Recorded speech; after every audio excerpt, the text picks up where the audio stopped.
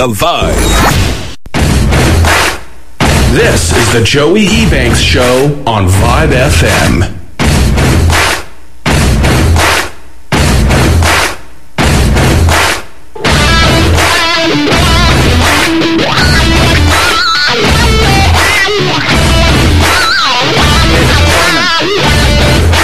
Good evening, ladies and gentlemen. Welcome back to another Joey Ebanks radio show on the Vibe FM 98.9. First and foremost, let me just say this disclaimer. The disclaimer: I insist on doing live at each show. Everything I say on here is my opinion. Any liability as it relates to my words is all mine. They're not those of the Vibe organization or the Paramount Media organization. They're all mine. This is my show. These are my issues. And of the guests. So the guests, they also assume their own liability. And we're going to be discussing today. We have two guests. But before I introduce you to the new guests, I just wanted to cover a few things that I think is important for the country to know. And that is as it relates to the 36 megawatt generation bid, the DECO part of that. As many people know, I was suspended from my position by the governor 32 days ago now. At that time, on the day of my suspension, which occurred on March the 2nd, I issued an email.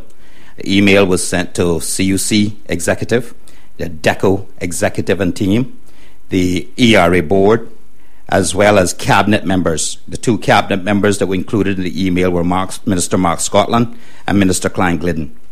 And in that email, I made reference to the issues with the DECO bid. They claim to have had a typo. Their costs, one of their prices was off by 1/1000th of a cent. So instead of having a price of 0.27, they had a price of 0.00027. Now, prior to my suspension on March the 2nd, I discovered on March the 1st this error in a meeting with Cameron, who heads up the DECO group. He, at that meeting, presented to me in a unsigned letter that there was a typo. I refused to accept there was a typo, and I told him he would have one of two choices. One, live with the price or withdraw. There were several attempts between that Friday evening and the Saturday morning to get me to review it and change my position, which I did not. On the Friday evening, I sent an email to the Deputy Managing Director of the ERA, Louis Bouchard, and other staff members, requesting that they review the prices, review the bids, and send it to me. This did not occur that day because it was rather late in the evening, and they assured me they would get it to me by Monday. There is an email thread that will show this. My initial meeting with Cameron and the DECO group on Friday, March the 1st, was in respect to the power purchase agreement negotiations with CUC. During those discussions is when he tabled the unsigned letter. I issued the email.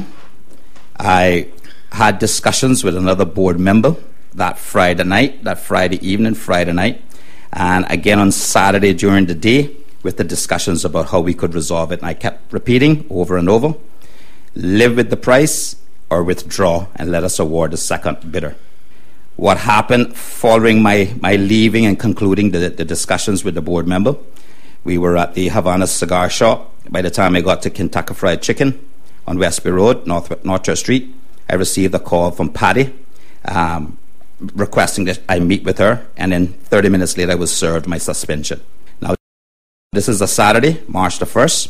She called me on my cell phone. She obviously had my number all day. In the lawsuit threat from Governor Duncan Taylor, he makes reference to me being liable for an email I sent on March the 1st regarding fixing the bid.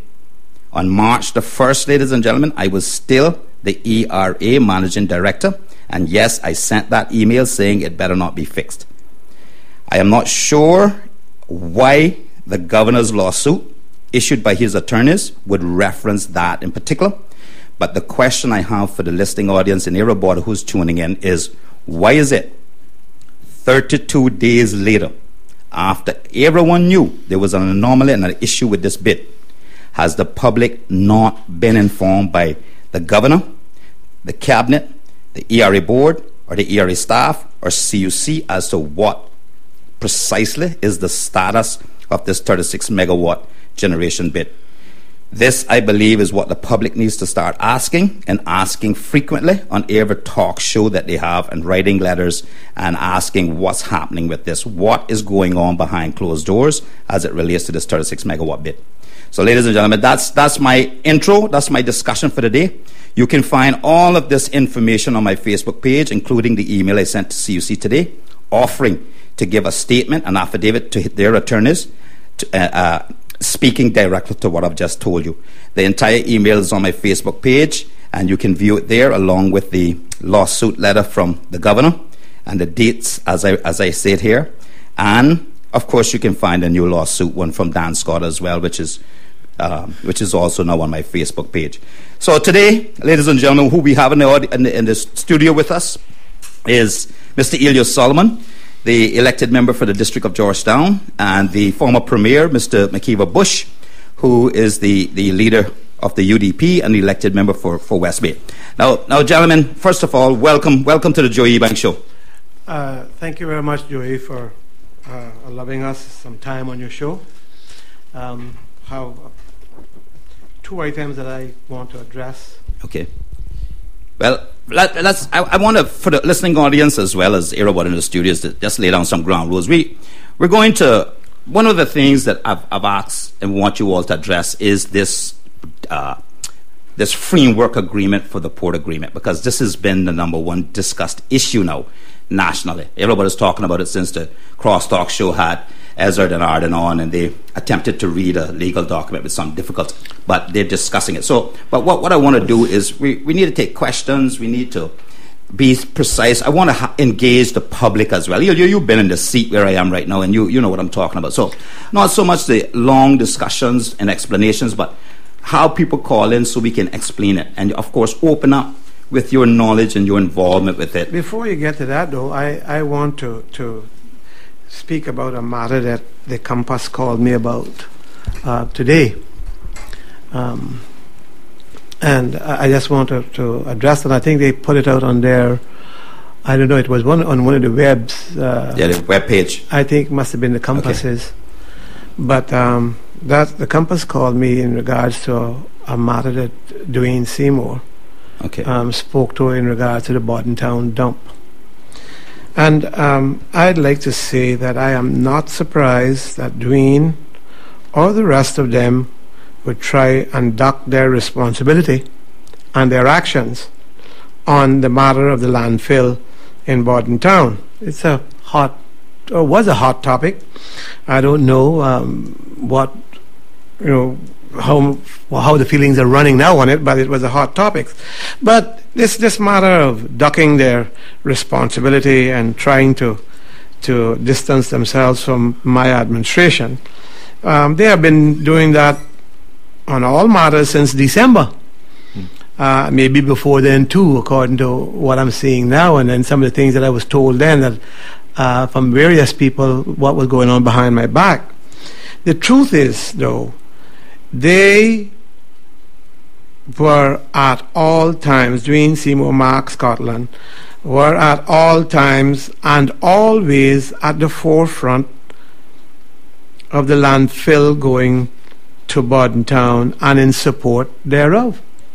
I don't know how Dwayne Seymour thinks that he can duck out of this. Let me tell him, and let me tell Mark or anyone else of them, as they are well aware, let me just say, I am not the business partner of the person who supposedly sold his business to the same person who then sold his property to the dark group of companies where the Bordentown landfill is supposed to go. I am not either the person who had a business who was trying to get the Georgetown dump from government and was going through that process. And while the two Bordentown members, who are nothing but schemers, say they were not supporting it. They were quite happy to get much business in the last 4 years from Dart for his two key supporters in Bordentown. Their key supporters in Bordentown. They might run, all of them, but they won't get away. As much, I want to say, Joey, as much as I am blamed, I can stop any discussion or stop any signed agreement once there is no repercussion, because I have nothing to gain from anything except what is good for these islands. If it is not good, then I can stop it. I did so with GLF. And that's the whole problem that started with us, because I stopped GLF, and the people that I say, those that would have gained tremendously from GLF, are the people who are out there pounding me now, and have been doing so since I stopped that.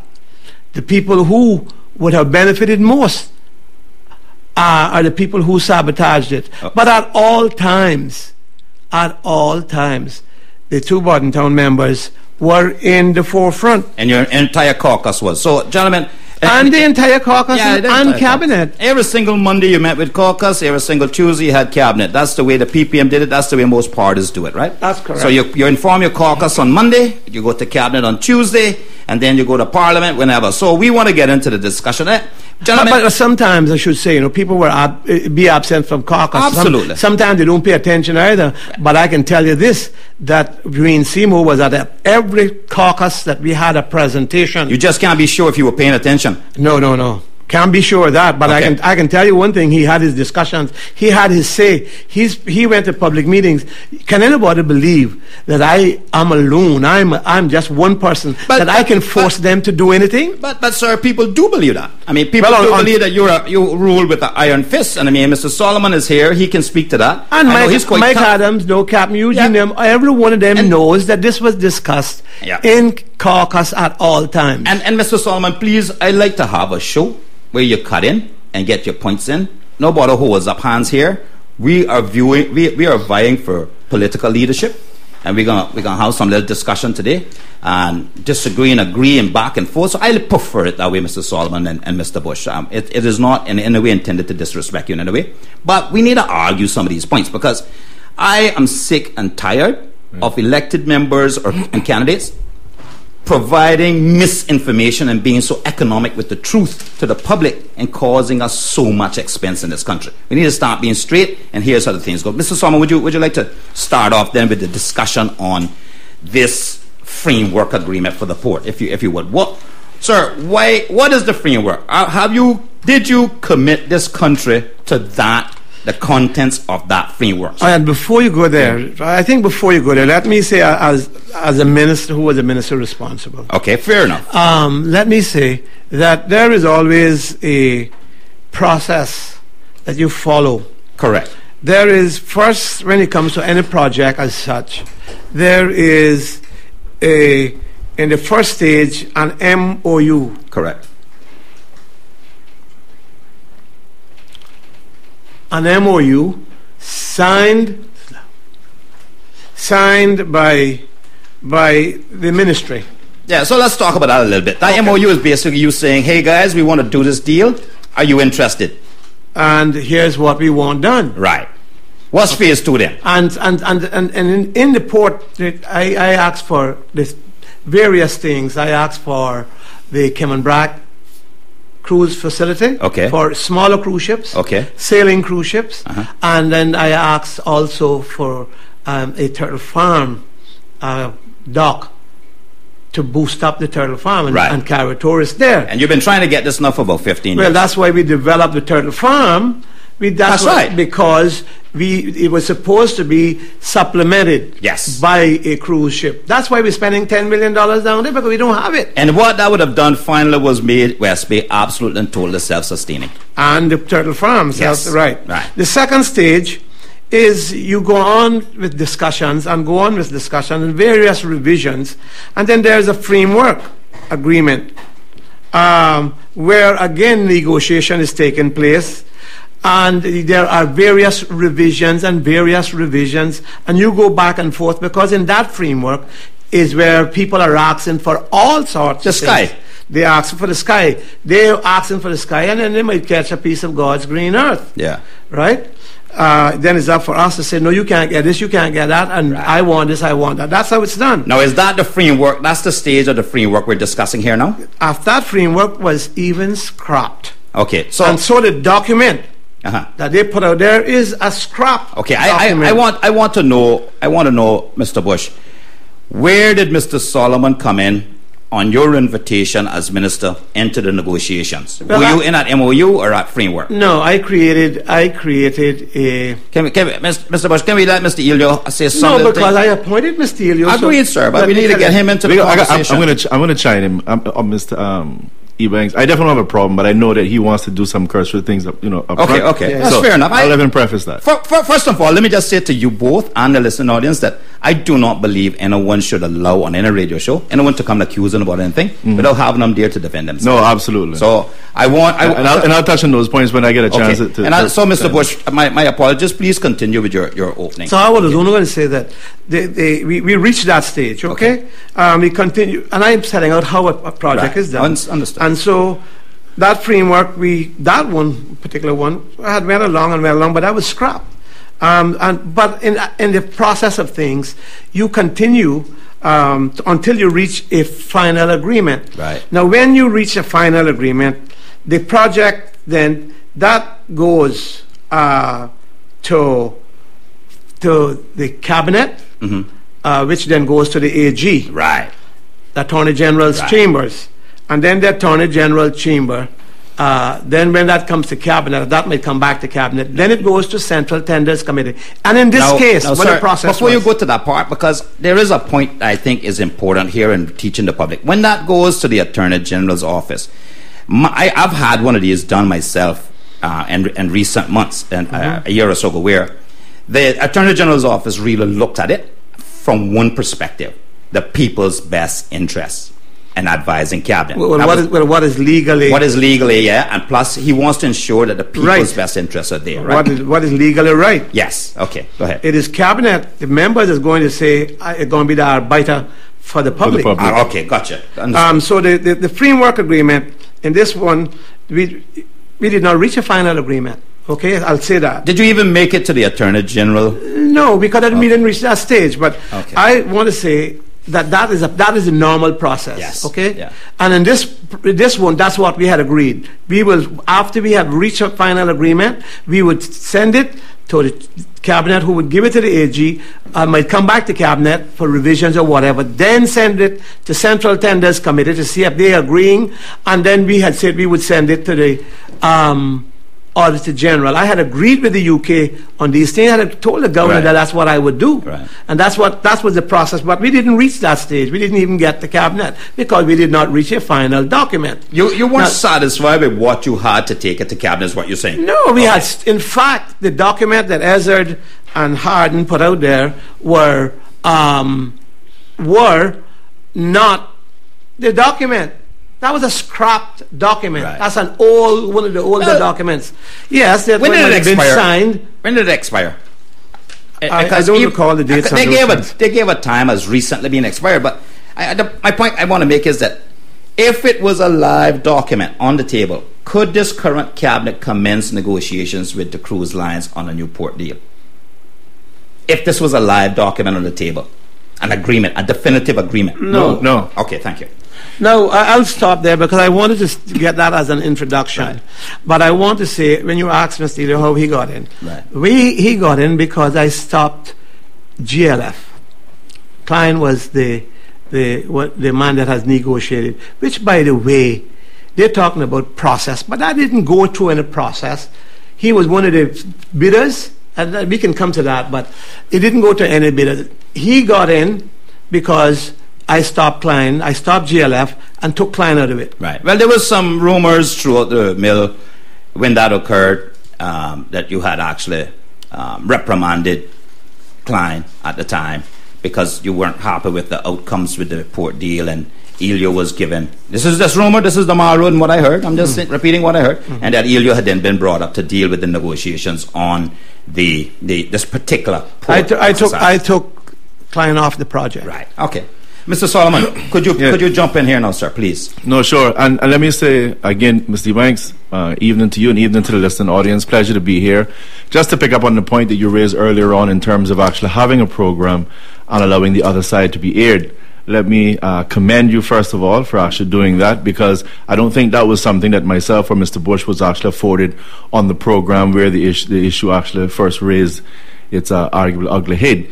But I think Mr. Bush has already touched on the whole issue about GLF, but I'll just say very, very quickly that naturally there were some challenges, and I think if you understand the process that Mr. Bush just mentioned, you would see that arguably that board would have went ahead on their own, arguably, and signed the country up to a particular agreement. And that is part and parcel of why we ended up in some of the circumstances we did with respect to JLF. When you look and talk about process, some of those same persons now, including some of the Gang of Five and the individual who's flapping his lips all day on Tuesday on the other talk show, part of the challenge is that look at the process. That was not the process you just heard Mr. Bush go through. I was actually engaged at this point in time when Cabinet gave me a letter. This is a formal process. Okay. Cabinet gives me a letter and says, we would like you to sit with China Harbor and negotiate the best deal for the people of this country in relation to the port with China Harbor. Right. It is important to understand that. They didn't say, we want you to go, look around the world and see if you can find someone to get the best deal for the country. Understood. It is negotiate the best deal with China Harbor. Right. So whether we want to call them angel of light or angel of darkness, we want to say that is the person we are going to negotiate with. But that does not stop you at any point from going back to Cabinet and saying, I don't believe this is the best company. No, right. No, nothing. You have the right and the freedom to do so. Nothing will ever stop you from being able to express your opinion. Thank you very much. And so I'm going to get to the process, because surely one has the question, well, is it the angel of light or is it the angel of darkness? But let me just say that I then started off in those engagements, and the primary part of those engagements actually started here, and it continued on in Jamaica and again back in the Cayman Islands. This went on for quite some time. And in those discussions, one of the first things that Cabinet wanted to do, and I can assure you these were expressions from Cabinet, and again, particularly Mr. Bush, who would have expressed that we need to make sure, just as we did, because I believe in faithful in little, faithful in much. If you look at what we have done throughout the last 4 years, and even prior to that, but just to pick on things such as housing, you will see that I was criticized, for example, about even utilizing local contractors to do housing. Right. And small contractors. One of the criticisms coming from the then Auditor General, Mr. Dan Duguay, was the fact that you could have received a better price had you just got one large company to do all of these houses. And that perhaps was true, but we understood that we took over the government at a time when we were in that valley of despair as it related to the economy, and we needed to help stimulate it, and the best way to do that is to get the average person, get the local man out there working. So even when it comes to those housing, whether it was 1,000, 2,000 or whatever that number was, we were willing to go that little extra mile in terms of those houses to make sure the local contractor got work. I stress that because I take the adage, faithful in little, faithful in much. We continue then in terms of our negotiation on all other projects, and in this particular case, in relation to China Harbor, on the same premise. We wanted to do what we could do to maximize the opportunity for local contractors, for persons engaged in whatever industry, selling materials, and the list goes on. That's what we wanted to try to maximize. And naturally, whenever you engage in any sort of negotiations, there's always compromise. Yes. Let's understand when you're, and let's laymanize it so we can remove all the ridicule out of the room and say, when the individual gets up tomorrow and says he or she wants to build a house, what do they want? They want arguably the largest and best house for the lowest price. Right. That's what they want. Right. But if I can interject again and interrupt, I have a question. Why, when these things occur, where we leak these kind of, because the document I read says across it private and confidential. Private and confidential is literal on every page. Why should anyone want to get into any future negotiations with the Cayman Islands government if elected members are going to start leaking documents that has private and confidential information in it? Yeah, well, I mean, there is without a doubt, Joey, and that in itself is an issue, because we have to understand that in terms of the country moving forward, it is going to be about getting investors to spend money into the country, and that's whether it's a foreign investor or whether it's local investors. And neither one of those investors, be it a foreign investor or a local investor, is going to want to have every single thing that they're doing and saying arguably aired out into public, especially in some pejorative, negative fashion, right? So, in other words, Mr. Solomon, I mean, it's fair to say that one, what was said about this document is not true. It is a framework for negotiation. Well, it is a framework, but what those persons did obviously is try to be selective. You know, Yes. If there's a little line that they can read without giving the entire story, you know, it's again one of those situations where if you just take that one little piece out of the text. Let me give you an example. There was a 2-page document, for example, a 2-page document or letter that came from KPMG, and it was in relation to JLF. Right. And I remember they went on the air and they read one single line of it, and I think it was the second page. Right. I went on the following Friday, which I constantly refer to as Factual Friday, and then read the entire letter. Right. Completely different. So it sounds like some of those selected preachers with selected certain verses within the Bible. Well, again, I won't necessarily use that example, but yes, it is a case where, yes, if you actually just capture that one piece, right, then yes, it can be very easily misconstrued. So my point is that, you know, you can't, when you look at the Bible, for example, you have to read the whole verse and chapter to get the message. And that's where they'll say, even if it's down to Bible reading, they say read the verse in front and read the verse after. That's right. To put things into context. Yes, right? Absolutely. Because if someone just simply overheard, Elio saying to Job, no, that's wrong. If you just captured that if piece, we said an eye for an eye, only. If they simply captured the piece where I was saying, no, that's wrong, Joey.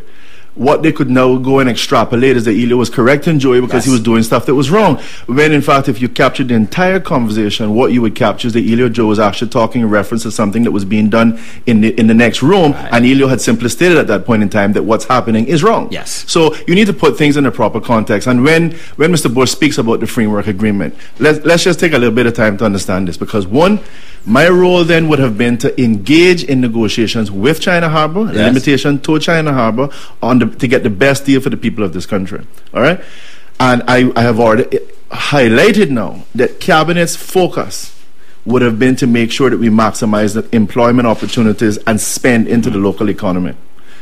And also put into that context, Mr. Ebanks, which is extremely important, is that you are not in the position, the government is not in the position at this time now to say we're going to reach in our own pocket and spend $300 million out of our money. We're also not in the position to go and borrow $300 million.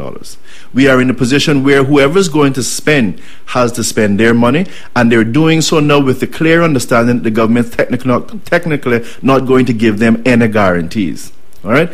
So when we engage in this discussion, the first thing that we end up with is a sort of general framework agreement. And again, to laymanize that, it is a matter of what I was saying earlier. Anyone who's listening to me now who's going to construct a house, he or she, going to the bank or getting it out of their pocket, getting it from a rich uncle, I don't care where they're getting it from, they have a certain agenda. That agenda would simply be, I would like to get as much as I can for as little as possible. Right. And obviously the contractor is saying, well, I'd like to build a house and get as much money for the house as possible, while arguably perhaps building the smallest house. So there's always this constant back and forth and competing. Could you touch a bit on how much authority you had in negotiation? Was it complete to bring back to Cabinet a proposal?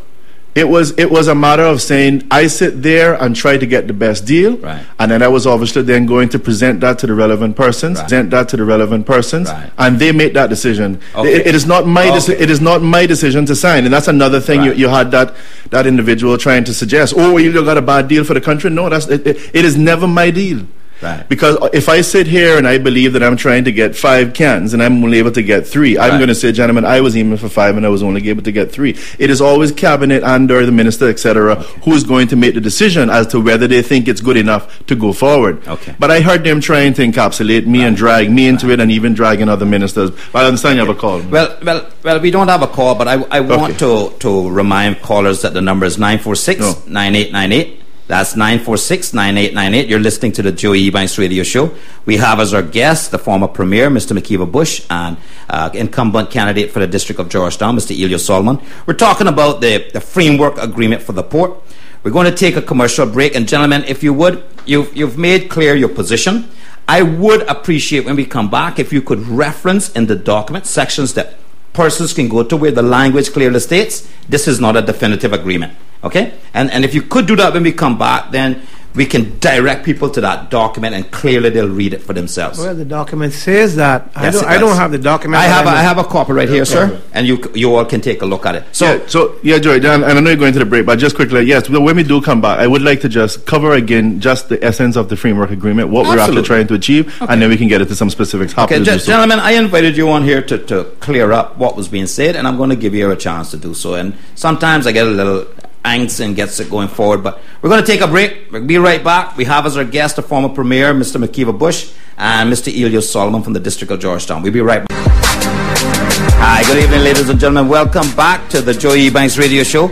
We have with us this evening the former Premier, Mr. McKeeva Bush, and the incumbent candidate for the District of Georgetown, Mr. Elias Solomon. And we're talking about the framework agreement for the port that has been discussed publicly. Mr. Solomon, you had some... Yeah, just some continuing on. So, I mean, looking at the framework, and let's look at it a bit like an ice cream cone. So we start up at the top, and the framework agreement is that top section, which is very wide and broad. And as you work towards a definitive agreement, you're getting onto the lower end of the cone where things get narrow. So the closer and more definitive that you get in the agreement, the more rigid it is. Yes. Less room for movement. Right. And so in essence, you and I are actually sitting down right now and drawing up on a piece of paper that we intend to build a house and we intend to build it in Georgetown is in itself, right there in itself, a definitive agreement or a framework agreement. Yeah. Now, as we now start to get more defined, okay, so you talked about building a house and you talked about building it in Georgetown. That was a framework agreement. And why was that important? Because you didn't want me to change last minute that I wanted on 7 Mile Beach. Correct. Because you started working your pricing and everything based on Georgetown and not 7 Mile Beach. We also agreed that it would be Georgetown and it was going to be a house and not a big commercial building. Right. So we may feel comfortable enough that that is good enough in the framework for us to go forward. And what you and I will then do is to say, listen, let's now start to get into the definitive stuff. How much square foot you want the house, it's what part of Georgetown, and the list goes on. And we start to define and get into the specifics of the agreement. We were so much as a cabinet in favor of trying to make sure that we were protecting Kimayan, because I met with, like, for example, the Contractors Association, who expressed concern about local contractors getting work and so on. Because of that, we were actually able to narrow a couple of things down in terms of the specificity, even within the FA. But again, you will see the sections inside there that would make reference in terms of local workers doing the verticals, etc., etc. And all that's very clear. I think if you look into section 3.4 and things like the 5.5 of the agreement, you will see clear sections that is actually referring to the framework agreement. And I think it's 5.5 section here that's actually given the out that pretty much says if we fail to do all of this and execute and get to the position of a definitive agreement, then both parties can kind of exit stage right. Yeah. So this is just to sort of lay down a position where everyone can start to get comfortable. You would build the port, you would build the piers, my people would go ahead and do all the verticals, an example, retail space, definitive agreements framework agreements such as, am I going to be able to collect my money from fees? Am I going to be able to get it from the sorry, I apologize. Am I going to be able to get it from some of the retail space? Am I going to be able to get it from tent? All of those are sort of the general things you're putting into the framework agreement. And again, some areas perhaps a bit more specific than others, but what is important to understand is that all of the real nuts and bolts would not have occurred until you got into the specifics of the definitive agreement. So we would have highlighted things such as Caymanian contractors, local persons will be the ones who get the work on the verticals. And by the verticals we meant, you'd go to the reference part, look at what verticals meant. It meant things like the retail space, anything that was going to be built on those piers, etc., or in the dock. And it also says that would happen then at commercial and reasonable rates. Now, we already understood what we meant, because in those discussions we made it clear that when we talked about commercial and reasonable rates, it would have to be rates as it related to the Cayman Islands, the Caribbean region, and North America, because we didn't want prices that may be occurring in, say, Botswana or China to be the benchmark. And that's simply from a position of saying we wanted to make sure that those prices were something that persons could live with in this particular community. So when we got into the definitive agreement, then that would be clearly highlighted. Because one of the challenges were during the negotiations, for example, is no one had any particular scale on the regional prices and all the stuff for North America. But all of that would be entered into in full definition then, as you get into your definitive agreement. Because you're also going to be, as they put things forward, looking for suppliers on island, whether it's human capital or materials. Correct. So we did things to make sure, for example, the Chinese had mentioned, well, we need to bring in some of our workers. Right. And they have done this in just about every one of their countries. One of the things that they are always very concerned about is that their persons are always arguably on some sort of general area. They know where they are. They have certain security rules because they're used, again, of working in countries where, election issues and other issues. And even they'll get issues or get issued orders from Beijing directly, for example, saying we don't want anyone to leave their homes. And they need to be able to issue those commands. Okay. They also do a lot of things in terms of how they execute their cooking, etc. We found that, for example, to be unacceptable. And that was a very, very major point for them. That's a deal breaker. It was arguably a deal breaker. And I actually packed up the books and said, you know what, I'm going to go. Actually, I did it about 3 times.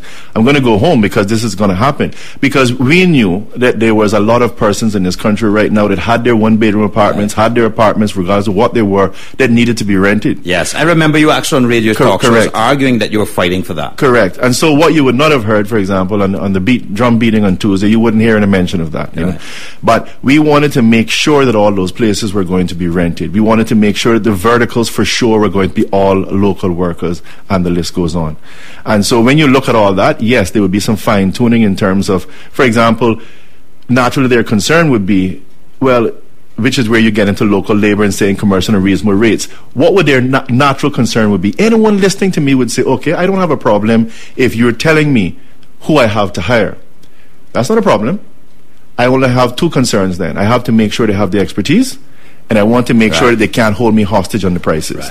Because if I know that I have to hire Joey, then all of a sudden I may go potentially from $150 a square foot to $400 a square foot. And so that's where we get into things such as commercial and reasonable rates, and then working on the definitive parts of that and how we define it, right?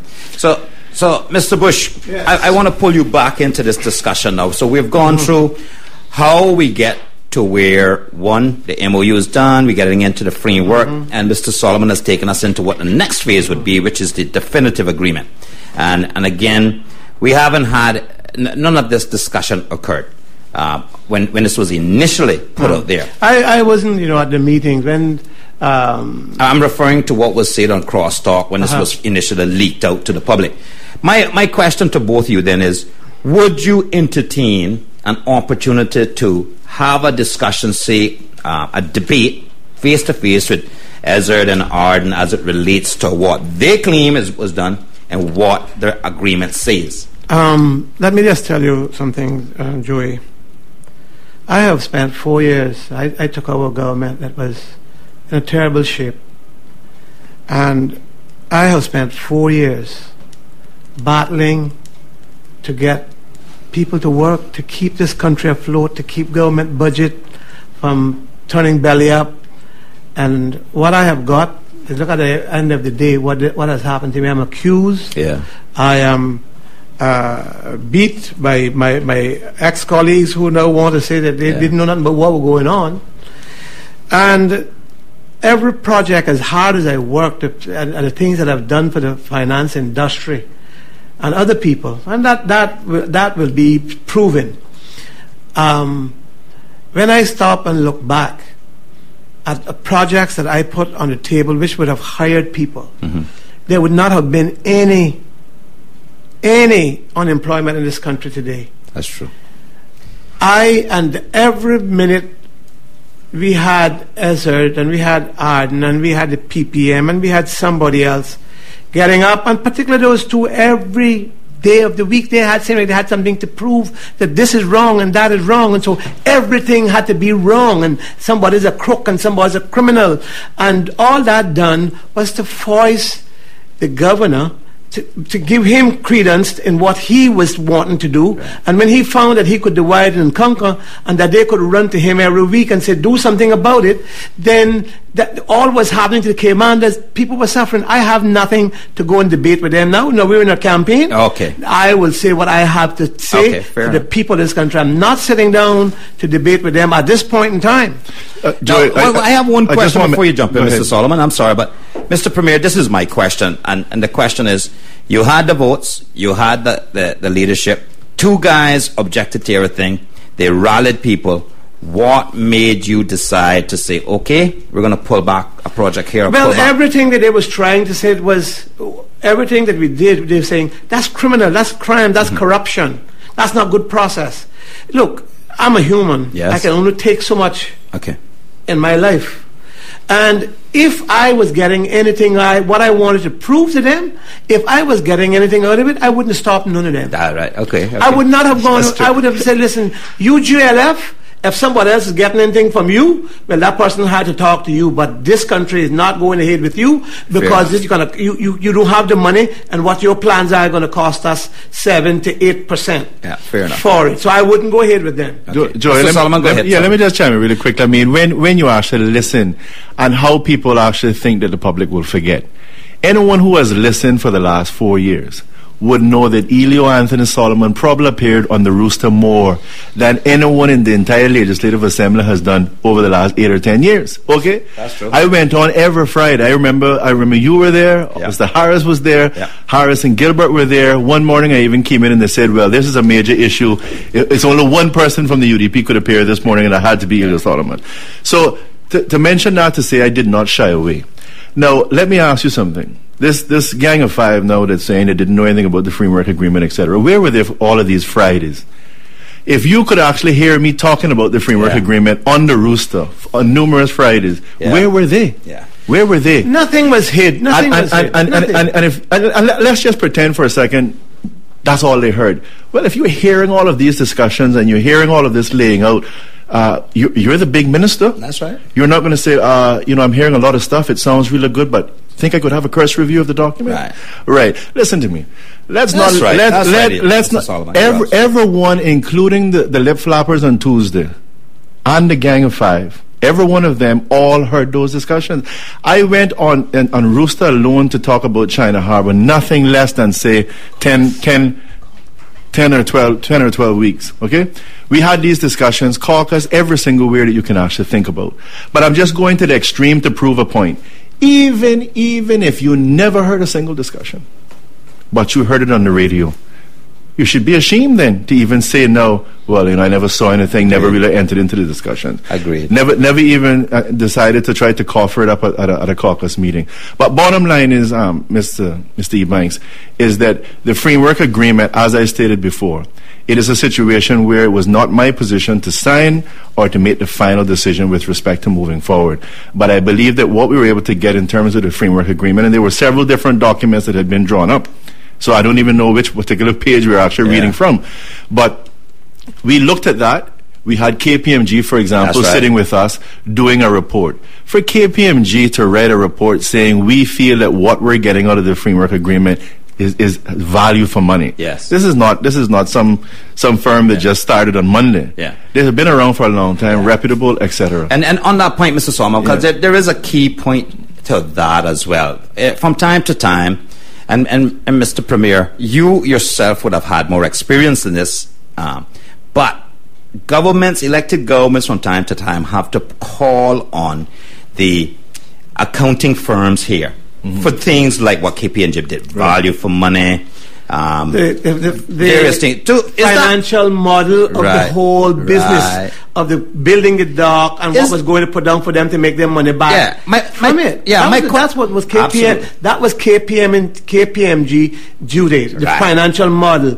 Then we'll get a value for money. Okay, and then we had Maples and Calder's, who was the lawyers. Right. Now, when you do this, because you could call on any one accounting firm, correct? It doesn't have to just be KPMG. No, it could be anybody. Now, is that the reason why I've heard somewhere that they have a policy where they will not let partners and senior members serve on boards because this could occur? Would that?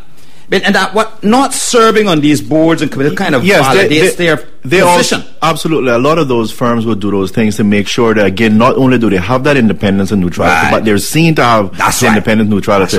That's why even a lot of those big fives, or the big 3 or 4, whatever it is now, had issues even in terms of those SEAM accounting firms having consulting firms, because some persons felt that there was some sort of an incestuous relationship between the two sections, and so they kind of... just for the public's knowledge, because we need to educate the public as we go through these things. I know there's a lot to be said, and I beg your forgiveness with interrupt. But for example, KPMG, if they didn't take these steps with their own internal policies, could literally advise the government on a bad decision in order to liquidate them. So rather than do that, they take a very firm position that they're going to offer you the very best information, best advice, without sitting on the boards. Those companies, at the end of the day, they are made and break at the end. Look at Arthur Anderson, major company, billion-dollar company. Overnight disappeared. Yeah. That is how important their reputation is. Right. So when these persons come along and if they're going to seem arduous and they're going to seem to be taking their time ticking and checking the boxes before they draw the conclusion that they can get this is value for money, they are doing so because their reputation is of utmost importance. That's right. Thank you, Mr. Solomon. We have a call on the line, do we? They're gone. But callers, do feel free to call in 946-9898, 946-9898. Please, you have the opportunity now to ask the tough questions of the two gentlemen, Mr. Bush and Mr. Solomon. Please do not hesitate to call. We can ask the tough questions and be very respectful about it. And these are members who are happy to answer your question. So don't hesitate. We have a call on the line. Let's just go to the phone line. Hello, caller, you there? Yes, I'm here. Hi. Could you turn the volume up for me? Thanks. Hi. Thank you for your call, madam. Please go ahead. Yes, very interesting topic on the show today. I just wanted to ask a question, nothing relating to that, but trying to be an informed citizen, and I know that one of the UDP goals for if they are re-elected is to get our citizens back in employment, and I am interested in knowing how they're going to do that once they're elected. Thank you very much, Cole. I think that's a very valid call. There are, of course, there is far too much unemployment, as I said earlier. But we would have,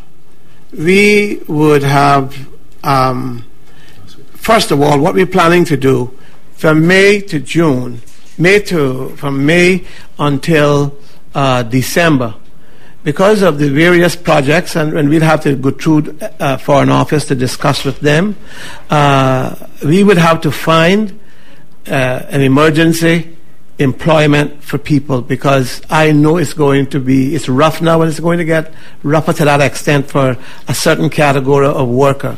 And so we would have to provide emergency work, and we have a program that we will be discussing throughout the campaign. But that's one of the plans, that there have to be an emergency employment program from May until end of May until December, because the bigger projects where the casual worker, which is far too many of them that are out of work, construction work and so on, we would have to find work somehow for that category of people. Okay, caller, we have another call on the phone, on the line. Hi, we're going straight to the phone lines. Thank you, Mr. Bush. Hello, caller, you there? Hi, good evening. Hi, thank you for your call. Yes, good evening to everyone. Good evening. I applied several times to Hughes for a job over the last year or two, and I was turned down for every position. Today, I got a call from Mr. Joey Hugh to discuss the possibility of a job. Has the economy gotten better? No, if you're getting a call now for a job after applying for several months and for every position, and there's a candidate from that organization, that's treating. Gentlemen, do you disagree? Well, I don't know. I think you're taking the treating thing tue far. You can't give water on a meeting. You can't give soft drink. You can't give a sandwich. I mean, that they're going too far with this thing. Okay. But what I would say is that I am glad. I would put it the other way. I'm glad that the candidate could help find with employment at this time. I'm appreciative of that. Well, what I would say, Joey, because definitely not want to level accusations, but what I would say is this, is that, oftentimes it would be persons like that, again, who may actually sit outside and fire some shots when they're not elected officials, and you see how easy something at the minimum could be misconstrued. Let's put it that way. At the minimum, it can be misconstrued. And at the end of the day, one doesn't know the motives, and I'm not going to judge motives, but again, it would show you how important it is that when you're outside of the fence, don't throw stones, because the roles can very quickly turn tomorrow. Yeah, but what's most important is that candidates who have not done this prior to being a candidate and now extending themselves, going out of their way to do so, in my opinion, that's treating. I mean, I understand. But you understand, Joey, you understand that there, from the various groups, the PPM, the C4C, I mean, they can do all sorts of things. They can, and you don't hear anything about it. A picture came up on my cell phone with a man there grinning with this old lady handing her cash. And they can say, oh, well, that was for a game at a party. Oh, yeah. If that was McKeever, you know what it was saying? Corruption. Yeah. But you know what is really bothering me with all of this?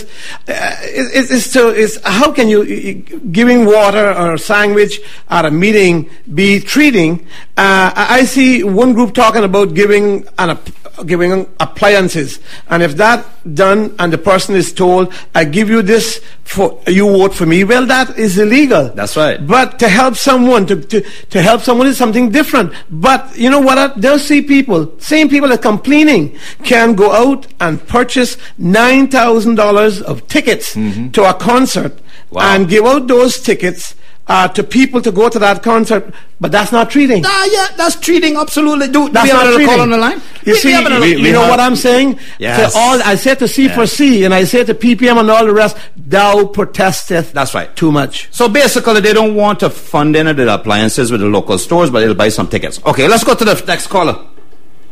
Good evening, Joey. Hi, good evening. Thank you so much for your call. How are you? Good evening, Mr. Bush. Good evening, Mr. Solomon. Good afternoon. Good evening. 6 o'clock. I want to congratulate you all, commend you all for coming on the radio and letting the country clarify to the country what took place on Tuesday, I think it was, on the other radio station, and all of the report about what went on this check. So I want to thank you all for coming and letting the people know, because I tell you what, we were very upsetting. The builders and contractors in this country were very upsetting, very worried what we read and what we heard. That document, just to tell you that, I hope you understand that document, even that one was scrapped because we were going through so many various documents, and the things that I said the country was going to get is the things that I was pushing for, and there was going to be no final agreement until all those things were ironed out. And again, Joy, and to of course the gentleman caller and the listening audience. Yes. Understand again how important the role is, and this is where I complimented you again this afternoon for having us on the program. All of this could have been avoided, Yes. At the end of the day, if you have a talk show host that is being neutral and independent and truly just trying to educate, enlighten, and to elevate the general populace, they would simply say, hold on a second, I know the person that you're referring to, I know someone I can get. Yes. And in fact, I passed him on the road this morning while he was jogging. Yes. So let me call him and see if I can get him on the program to give the other side of the story. But all of those things were not done. And I seriously ask the populace to really consider it. Does a person like that, including the candidates who are running and wanting to run for office, do they really have your best interests at heart? That's right. When they can do those sort of things, And how much are they costing the small business in this country with misinformation and being economic? Joy, those people, and I'm going to put it clean to you, right? And anybody can put this down to electioneering, anything they want to do. Those people are doing nothing short but destroying this country. Yes. You are going to get to a point where no one in this country, foreign or local investor, is going to want to invest. Yeah. And they are just breathing negativity. You know what's a good example of what you're referring to here is remember your pension plan that is now helping people. You remember the argument you and I had? Right. We argue because I disagree with you, but I came and asked you. And I sat down with you, and I said, I disagree with you, and I laid out, and you said, here's why I'm doing this. You know what gets me? I ended up saying, okay, I see that now. You know what gets me on this so-called morning rooster show, right? I don't listen. Because I know that all they are about politics and twisting and shaping the things and saying the things that they want. I want to say this, right? That I don't go on there anymore because I saw what was happening, and I would not waste time. But why, when they have something of such an issue that pertains to me, why can't they call me? They call me at Christmas and say, we would like for you to come and give a Christmas message. Well, they can't do very much with that, to take it and twist it around. right? And I suppose you're not going to take it and sort of politicize it. Yeah. But because this stuff is a different subject, they want to twist it to make me look bad, to say this, to say the next thing. Yeah. But they wouldn't call me to say, really what those guys are saying is correct. Yeah. We have this document. Can you tell us anything about it? Right. That's a responsible media. That's a responsible media. Ask them first. We have a call on the line? We're going straight to the phone lines. Joey, it's me again. Sorry. I wasn't finished with my apologies. Thank you for calling back. No worries. I wanted to ask a question to Mr. Bush. Whenever you get back in there and get this project going, or whenever all these big projects come online, are you guys willing to relax the issuing of more trade and business license to more contractors, imported contractors, or even contractors that want to form companies here? And I know you have to make a revenue, but what you have to realize, there are over 600 of us that don't have a job. 600 of us. And what I would ask you to do is to wait till all of us have a job before you start to issue any more trade and business licenses. Well, you know what? How I look at that, I don't think that Tom Jones International was a fit and proper company. Okay, I really don't believe so. And therefore, I think we have the huge companies in here now. We have McAlpines, we have Hurlstones, we have Arch and Godfrey, we have several large construction and other smaller ones that are capable of joining together and making a project work. And I don't see us having the need to bring in any gigantic construction companies to do that. Now being a free economy country, where people have the freedom to do as they please, according to licenses, then we can't tell people how to do a business. That's right. But we can put a gauge on what is best and how much we can allow. Yes. And certainly set policy and create opportunity. Right. And let them go and make their prosper. What I want to say on this matter, this thing about 300, they say what 380. Well, they must have took. That's the work permits. Yeah, that's what they were saying. I understand. They must have took. I don't know whether that was quoted in that document or not. But if we wanted to build a dock, and nobody can say that I wasn't trying to get the dock built over that many years, that we've done some of everything to try to get a dock built and to get it built fast. Now, it was explained to us, look, if you want us to do this and get us done quicker within this time frame, then we can do a double shift. If you want us to move faster, then we can do 24-hour shift. Right. But this means more people. That's right. Now, we would need more technicians, for instance. They were saying they needed marine technicians because you're going out in more than 20 feet of water.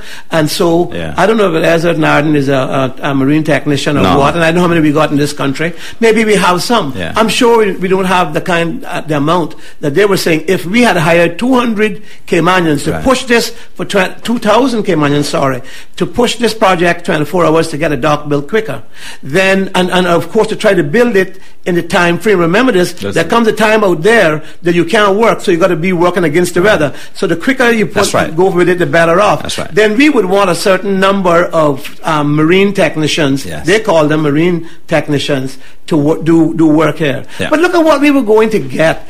Look at, but if we had, can we just take a call? Is the caller still there? Going straight to the phone lines. Sure. Sorry. Hello, caller. You're on the air. Yes, good evening. Hi, thank you so much for your call. Yes, I have a comment and a question. Okay. First, my comment is, I remember when the minister of the FCO come to Cayman, I remember his exact words when he say he want to see the British companies in the term of control in Cayman, or to be the one have the priority to do the jobs and the work. And that day, because I'm a person who always notice things, I noticed that the British interest always to control this country and to be in control of the project. The second thing is, I know that there is a lot of people in this country looking at this commissioner of police who lost the police vehicles and police bikes, and he never tell the public where they are and what happened to them. And then I look at this governor who 2 years after come here 2 years, I asked him a question in the radio station, and I asked him, Mr. Governor, what you achieved to the Caymanian people? You know what his answer was? It is early to tell after 2 years. I don't know why the Caymanian people, they don't look at the bigger picture, of this document leaking every day and tomorrow and maybe the day after, leaking documents, and this is attempt to damage the United Democratic Party and attempt to... So let's try again. You know, I like you, but you're going to ask the question now? Yeah, my question I want now, you to ask the question so that we can participate and get to the next call, okay? Right. And just move on, okay? Yes. My question is to Mr. Why this country don't, in general, don't take and stand and against this governor and this commissioner of police? Why there is no attempt to stand and find a way to get them out of this country? Because they are not doing anything good for this country. They are dividing the people of this country and making more problems more than what we need. Thank you. I think that's an excellent question. Mr. Bush, would you and like I would just simply say history is replete with the situation that is going on here today. History is, the pages are full of what is going on here today, and it'll take time for people to learn and understand what has really taken place. And I want you to jump in this, because this is a bit of a social thing, and I know you're very... I want to get back to the cruise ship. Okay. Very quick. Well, I want to chime in to say a couple of things. I mean, Joy, understand this, because when you're going to have two candidates, one from North Side and one from East End, that the only thing that they have to bring to the table when persons are out there paying electrical bills, the height of their mortgage, people are unemployed, understand that these individuals are coming forward with no solutions. None. In fact, they both left their constituents and came somewhere else and worked. Oh, no. And this is what I'm saying now. They're going to crawl all the way from down there to throw rocks now. They're bringing no solutions to this country. And while they're out there throwing out things and just trying to have something to talk about in a talk show every week, because that's really what they have become now. Yes. Understand this. They are technically getting a salary, because when they go to Parliament, they have to leave by 4 o'clock at the latest. They're complaining about that. Yeah. Assuming they're not on vacation or in some session. They're on the talk show, and they have no solutions to give the country. It is all about just being a talk show host. So I hope that we're not reducing politicians now to simply being talk show hosts. I agree. Because I was that before I was elected. That's right. Okay. So I don't consider that to be something that at the end of the day is going to put food on people's table. We have to be able to work and say, what are my solutions to provide jobs, help people to bring down their mortgages, help people to pay off their arrears, whatever it is. That's what I want to do. Yeah. I believe that's what I was able to do a little bit partially in terms of my during my 4 years. Well, certainly the people who participate in your pension scheme have called and they're saying publicly that this is a great thing, and they're very appreciative. Right, understand this. For example, jobs for Caymanians only, Mr. Miller don't support it. That's right. Strike out. Did he support the pensions? No, strike out. Human organ tissue transplant, he's a strike out. You can get nothing right with Mr. Miller. Yeah. You have to understand the only person on this planet that knows everything is Mr. Miller. Oh yeah, he's the only one. But yet now we are stretched to find out what he's actually doing. So let me just say to you, there's a lot of misinformation. Some of it is intentional and some of it is not. Right. When it comes to Mr. Miller, I have to believe it is purely intentional. I do want to just very quickly just touch on something. I disagree with you, baby. Yeah, you disagree with me? Yeah, I disagree. I don't think it's all intentional. I just think some of it is just... You think you don't know anything about him? He don't know anything about him. Okay, well, all right. You probably know the gentleman a little bit better than I do. But let me just say this. You do have some information, for example. Let me just show you something where I think unwittingly you get the misinformation as well. Just the other day, a release would have come out, and I think it came from even the government. And it actually talked about the pensions having put $4.1 million into the economy. I can tell you that's excellent. But that's really wrong. It's really wrong, actually, because if you actually look at the numbers, it was actually what they're actually capturing, because there had to be an error as far as I'm concerned. I'm not going to knock the person who did the release. There is $4.1 million that was withdrawn from the pension. Right. But understand that arguably 90% of what is withdrawn from the pension is a deposit. Right. So in other words, if a person draws $35,000 from his or her pension, it's used as a deposit, more than likely to get a $350,000 mortgage. Right. So you actually have to multiply, first of all, that number arguably by 10. That's right. To actually understand how much the banks gave out then in terms of their spending. For full injection into the economy. And then, That's right. And then on top of that, one could argue, then multiply that number by 5 to get an idea of what it did in terms of the multiplier effect into the economy. Yeah. So you're actually talking about $100+ million. That's right.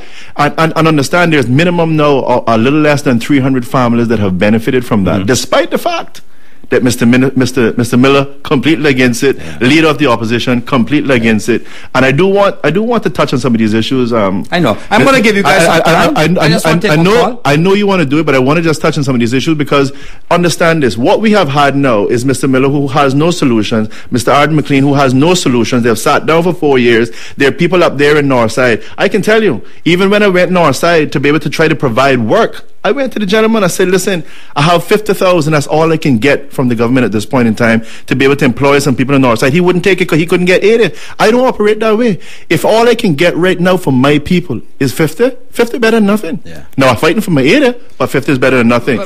And so when you have persons who are not providing any employment opportunities for their people, and the only solution they have is to come and continue with more negativity, more tearing down, I think is a very sad disappointment. Yeah. And I say that because all of this right now, as much as it's a good conversation, is not putting food on anybody's table, is not paying any mortgage. And I would like to talk about something positive, solutions about what we can do for the country. I'm going to give you guys some extra time. Do we still have a call on the line?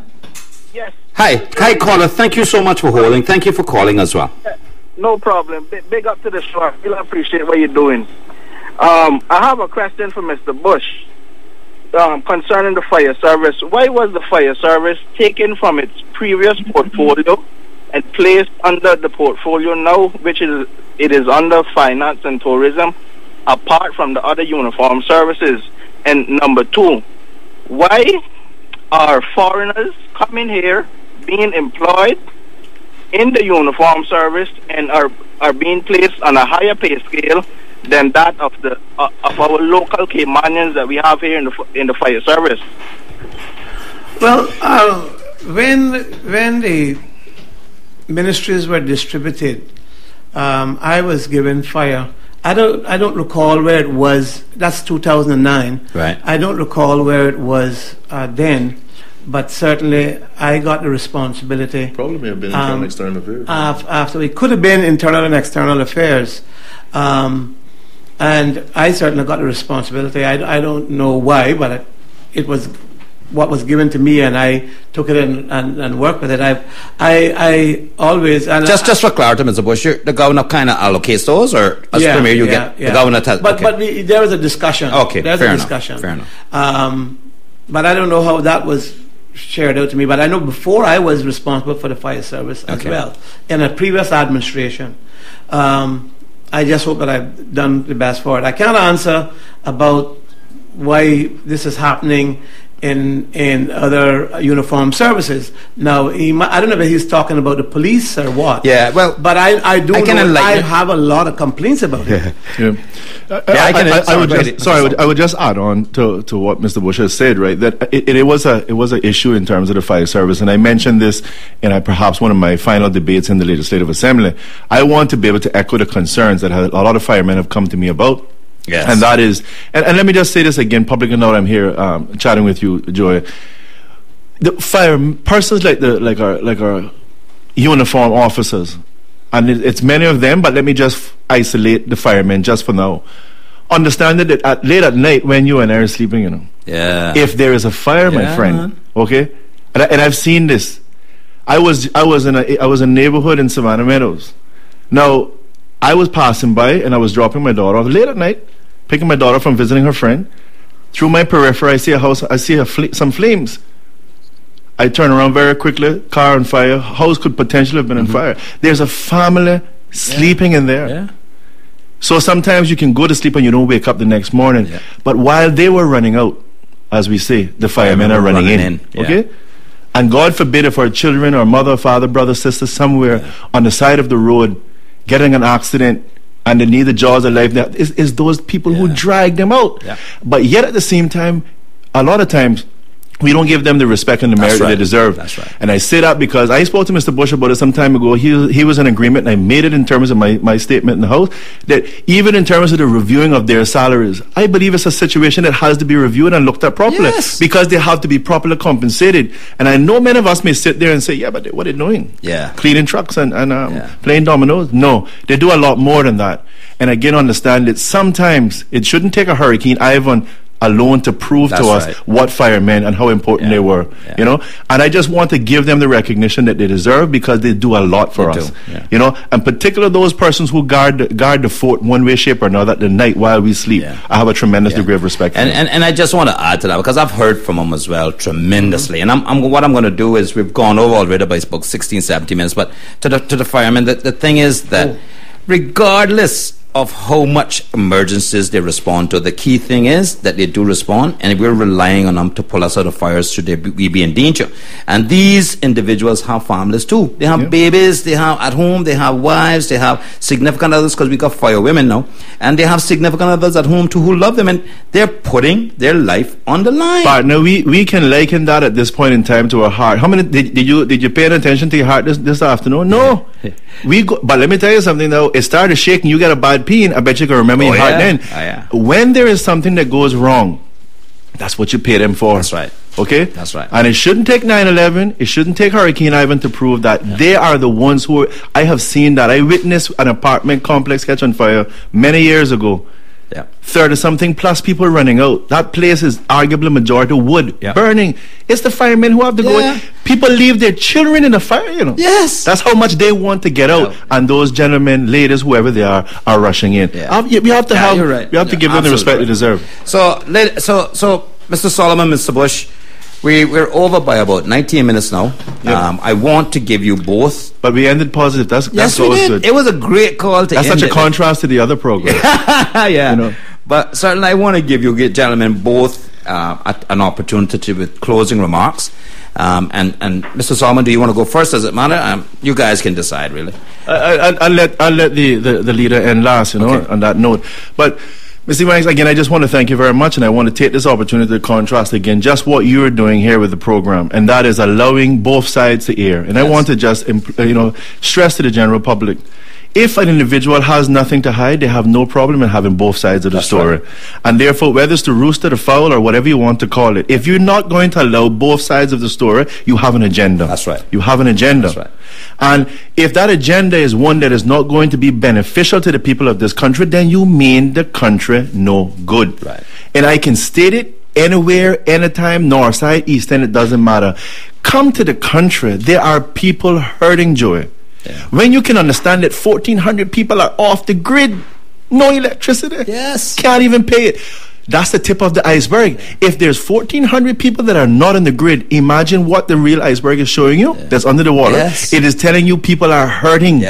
And they need some solutions. And battering about pizza that's been in the fridge now for 6 months and trying to warm it back up for election because you have no solutions is not benefiting them. Agreed. So I want to talk about building houses. I want to talk about things like what I did with the pensions, to talk about finding a way. That's what I did. Found innovative ways. Rather than the same leader of opposition who was knocking me for doing it was the one who was responsible for the people of this country losing $200 million out of their pension.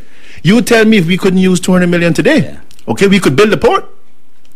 But yet while he's knocking me, I'm finding a solution to be able to ensure that a person can buy a piece of land, build a house, buy a house, or to make that final payment on their mortgage. And it pleases my heart to be able to know when you can actually go there now and person can carry you into their home and say, this is my home because of what happened with the pension. Okay? And the things, again, the education fund that I raised, the jobs for Caymanians only, the human organ and tissue transplant, again, OCC ability to investigate the police, because I don't think it should just be police investigating other people. And I definitely think you should investigate yourself. That's right. So there's a whole of things that this country needs to have done. We have to have it done. And I just want to say, listen, this is an election time. I know you're going to see persons you've never seen before come with all kinds of promises. And at the end of the day, when you have those kind of candidates, judge it. We all have good common sense. That person now is coming with no solutions. They are hoping to win an election simply by finding a way to tear somebody else down. And I think that's unacceptable, and hopefully we'll vote different in 2013. Thank you very much for having me on the program. Thank you for being here. Mr. Bush. I want to thank you, and I want to thank Vibe for having us. This electioneering season is no different from what has been going on. That's right. For the past 4 years from Ezzard and Arden and the rest of them. I, as the Minister and the Premier Minister of Finance, Tourism and Development, had a responsibility for getting the economy going. I was Minister of Tourism. The dock was there. For 15 years, we've tried to get a dock. It just seems that people are doing all they can not to get a dock. Yeah. But that whole deal with Czech was a better deal. The one with GLF that has really set some of them crazy. So you only got to see who hangs out with who, and you know where this is coming from. And I think that Klein himself, went against me because of that. I said what I had to say already. But the Chinese offered the best deal to the country. Czech was 7 to 8%. Dart wanted 90 years and would have been anywhere between 7 to 10%. Czech had no money, and they had all sorts of things to get to, Yeah. We're getting that document. And people ought to know what happened to me and how I was sabotaged with that project, and how they were sent an email. How they were sent an email before I said I'm stopping with you. They were sent an email saying we're going ahead, and that's what that's what trampled me. Yeah. So that GLF had no money. That's the one that you pulled because they wanted to use your contract to go source the money. That's right. They wanted our contract to go out and source money. Right. And like I said, that was not the project. That was not the one that I was prepared to go ahead with after I found out certain things. I'd just like to say something to support the leader. The little 2-page document that KPMG wrote said two things. One was the issue of financing. The other thing it said is that based on the fee structure, how they wanted to recoup the fees, it was going to put the Cayman Islands in a situation where we would have to increase our fees. Per head fees for tourists, cruise tourists, in order to accommodate it. And they said they did not recommend that because it would make us uncompetitive in the market.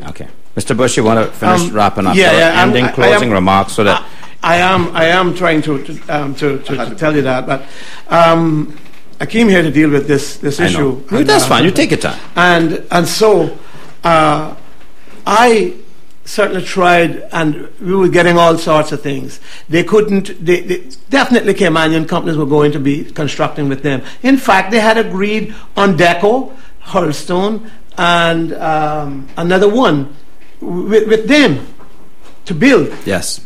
But this all came afterwards. As I said, that document that came out here was published by those two men were the one that was scrapped. Yeah. And so Caymanian companies were going to build. Yeah. And the upland, because Cayman don't have an equity in anything in Georgetown, there are a few, I said that Caymanians must be able to buy into the upland development. Right. And so that was in there. Down to value rental, they wanted to perhaps do their own thing, and we said, no. You're going to rent Caymanians homes, and you're going to rent Caymanians apartments. They want to set up their own sort of soup kitchen. We said, no. You can have a soup kitchen down at the dock, but it has to be a Caymanian restaurant that provides the food. Right. Breakfast, lunch, and dinner, and ongoing for whatever, whether it was 16 hours or 24 hours, they were going to go. And there was all these different benefits, 10 scholarships. The local investment? Yes, the very local investments that were supposed to be part and parcel of it. So there was tremendous benefits. That document that was put out there was a scrapped document. I challenged the two members and the candidates, those are candidates, and those that released that paper, the initial framework agreement, which was, as I say, was scrapped, to release the final draft agreement that was being discussed and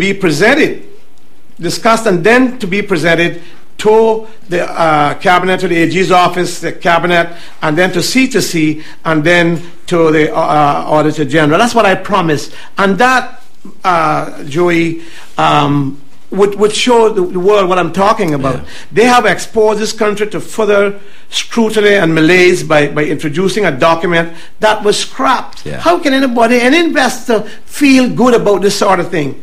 What is in the final draft of the final agreement would have been to do, have to be agreed by cabinet. I have no doubts about that. We have a team of lawyers, experts in marine contract, with people who are experts in marine contracts, Maples and Calder, and then KPMG. Right. So Roy McTaggart was a leading managing director there. Right.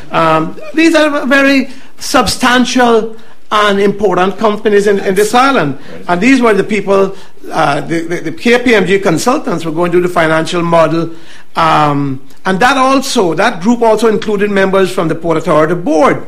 They had covered all bases to protect and benefit this country. That agreement was even non-binding, because from that agreement you would go to the final agreement. The definitive. The final agreement.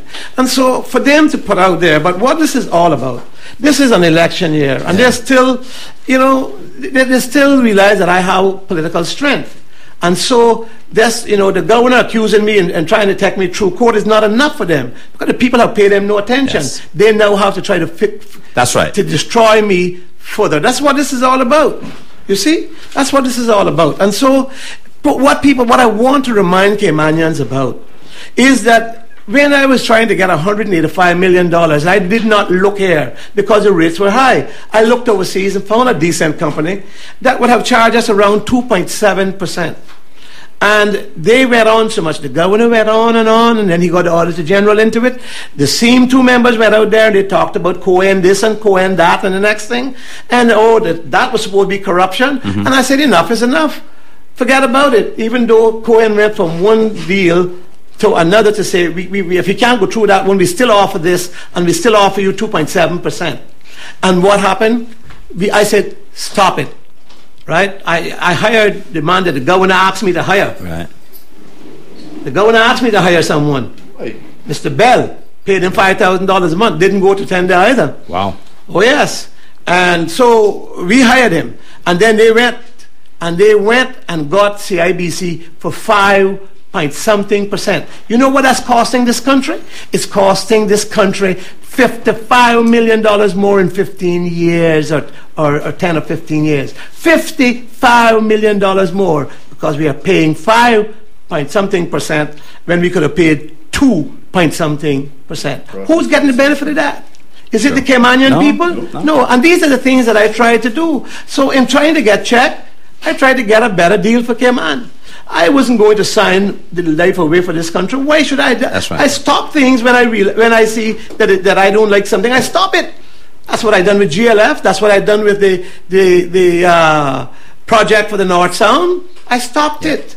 I stopped GLF I stopped with Cohen. Although in that Cohen deal, this country would have been much better off. But listening to the governor, listening to the Auditor General, listening to the opposition, all of them coming down on me and saying, this looks bad, this is not a good process, could be termed corruption. Yeah. I had enough. Yeah. Joey, I thank you very much for your time. All I want to tell people, that I hear Mr. Glidden talking about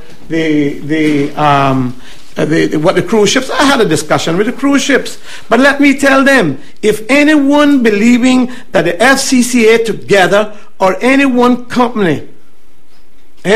ship company will come out and do a project for $200 million or $100 and something million or $235 million or such investment and not have some control to get their money back, is making a huge mistake. All they have to do is to check Falmouth. Cruise ships build that. Right. Ask the Jamaican people who's getting the benefit out of it. Go to Roatan. Ask the local people how much they're getting out of that. No. We had a good deal going with the Chinese. And, what I said to the UK afterwards, fine, you say stop, I've stopped. But we had stopped that agreement. We had stopped that one, and we were already discussing and trying to get another agreement going with them with various other things in it. And I say to the UK, Fine, if that's what you say. And if you want your companies to come in, as long as it is good for Cayman, then go ahead. But they would have to go to tender against the Chinese. According to you, you want good process, they would have to go to tender. Right. Any UK company or European company or American company or otherwise would have to go to tender against the Chinese as well. Yeah. Well, I certainly thank you both, gentlemen, for coming on to the show and clarifying this. I believe that any candidate out there, anyone out there who actually gets another one of these leaked documents of any sort and want to address it, this show is available to them. And they can come on. The person that they're going to accuse can come with them, and they can sit down and have a discussion publicly if they want to. I certainly extend to Ezard and Arden an invitation to come on the show, not just other candidates. And I have said this repeatedly. They need not be intimidated coming by themselves. They can come together, and I'll stay here by myself, and the three of us can have a conversation. I have no objection to that. The thing that I'm asking them to do is bring their qualifications with them when they come. I'd like to see Mr. McLean's engineering degree that I've heard he has, and I'd like to see Mr. Miller's pharmacist degree that he says he has. I'll bring my bachelor's degree and my 2 master's degrees, and we'll lay them on the table here. We get an independent person to authenticate them, and we can have a discussion. I'm sick of hearing them talking about what degrees they got. Degrees are good, and I help people get degrees, but if you can't utilize that to do something good for the country or do something good for yourself, then I don't understand what the big bragging is. But because some people they keep making an issue with you, they keep telling the world how great they are when they produce nothing. That's right. That's right. But they produce nothing. Yeah. Right? What have they produced? What have they done for this country? How many people got education because of them? How many old people got benefits because of them? That's right. How many scholars? How did they protect the finance industry? Look at my record and then judge theirs. And look at theirs. Some of them no matter what the degree is, in a country that has so much headache, they can't sell aspirin. That's an indictment on them. Yeah. And the point I want to make is that Mr. Miller has made a statement publicly that I have been coaxed into this election by you, Mr. Bush. And I want to make Mr. Miller saying now? Yeah, I want to make Mr. Miller understand something quite clearly, right? Are you what, sir? I have no need for anyone to coax me into anything to take him on. I have been waiting for 4 years to face him man to man. The thing I've been waiting on is that no third party comes into this race on Northside between he and I, and now he needs to man up. Come and sit at the table. Let's debate. Let's have this debate and get this over with. Because the last time from his platform, my mother was called a whore. My dead grandmother was called a whore. Wow. And I dare him to step in my direction now, and let's debate. Are you serious? If he wants to debate based on issues, we'll debate based on issues. If he wants to get in the mud, we'll get in the mud. I pray, but this time, Joey, I pray for you and your family. I dearly respect your mother. I know her very well. I know how hard she's worked to raise your family. Absolutely. And you were PPM, and I still defended you. Absolutely. Because you were always a friend, always respectful to me. Right. When the time came, our cabinet offered you a position. That's right. I have no bag, nothing to carry for you. I only want to see you as a young Caymanian or a my age Caymanian. I think you're much younger than me to get ahead. That's right. And if you have a family, you have children, and I don't think that you should be crucified just because the PPM did not like you and perhaps try to use you. Right. Ezard, I gave him my support the last time. He got up there and he said that he was supporting us, and then a few months later on he used every excuse in the world to get out. Yeah. But I'll leave there are things that people don't know, but maybe in this campaign they will get exposed. Yes. Well, but I just want to pray for the campaign. I just want people to understand that this is about the issues of this country. How are we going to deal with them? How are we going to find the solutions in a world that is in turmoil? And I believe, and I have faith in my islands, and I have faith in my people. I believe in the good common sense and the decency of Caymanians. And Caymanians not going to listen to this thing about corruption and all this, everything on the Aristone things. So no, Caymanians want to move forward. They want a good country to live in. That's right. But they are not going to be stampeded in one way by any such group. And I'm only praying. If you go up and face him, well, you're taking your chances. And I have no issue with facing anyone on the issues. Okay? What I'm saying is, if you decide to come in the same manner you came the last time, I am going to meet you head to head on it. That's all I'm saying. So I honestly believe that 90% of the Caymanians want the same thing. They want a good house. They want to be able to get a good job. They want to be able to have food. They want to have a good living. Raise they want to raise their children, get their children to college if that's an option for them. But make sure that we can provide job opportunities. Correct. You know, that's all what I want. Listen, that's all we want. I didn't come into this thing for 28 years for myself. I didn't come into this thing. I came here to help people. My door has always been open, no matter where they come from, no matter the PPM, FNM, whatever they would be, wherever they come from, black, white, Chinese, whatever the nationality. If they come to my door and I can help, I am going to do that. Ilya, here's what I'm going to do. I'm certainly going to give you the opportunity to just close it. Well, I'll give you the opportunity to have the last say. I just want to say to the people out there, my first meeting, my political campaign launch is this Saturday at 6 p.m. at the Old Manby Playfield in Old Manby. Come out. I'm inviting the entire country to come out. I am going to deal with all of this corruption and arrests and other issues that I've been faced with in the last couple of weeks.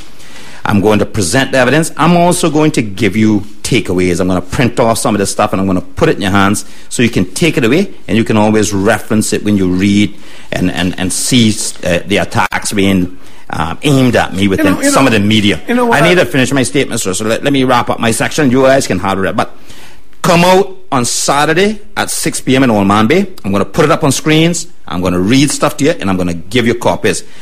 I do not want to have to address this again in the campaign. I want, after this initial launch, to address it, and I want to deal with the issues in Northside. I want to rally the Northside people, and I want us to move forward with a plan for the District of Northside based on issues, and I want us to work together to try and identify who we're going to work with in this campaign once elected. So it's time for us to move forward and put this kind of thing behind us, because I am not afraid of His Excellency the Governor.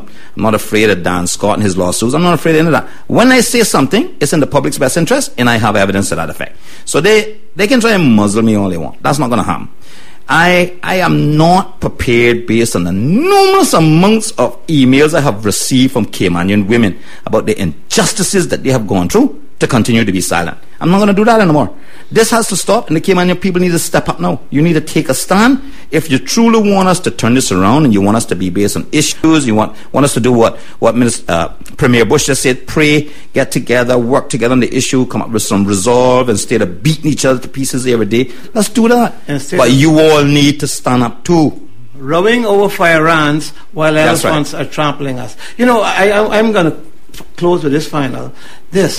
I was there a couple of days ago talking about 300 and something, I think he might have said 400 Chinese, I don't know what he said, which was not so. But, you know, back I remember when the Rich were advertising for 800 people, 800 staff. Yes. There came out I saw this email with him saying that they're going to Cuba and Santo Domingo to get hundreds of people to work at the Ritz. Right. Hundreds, and he was going to get 15% of annual. Their annual, the yearly salary. Yes, 15%. Now, I mean, how many Caymanians would that have disenfranchised? That's right. You know what the sad part is, Mr. Bush, is that he could have done hundreds of Caymanians and still got a 15%. But he would know he's going to Cuba and he's going to Dominican Republic for hundreds, some in the region of 800 that they needed for 15% of annual salary. That's a traitor. Okay? He said, I heard him calling me traitor. I am no traitor. I have stood up to everyone, and I've taken the UK to court, and take them to court in Europe, and won, and it's partly why I am having to defend myself today, because I stood up to people where some of them would not stand up. That's right.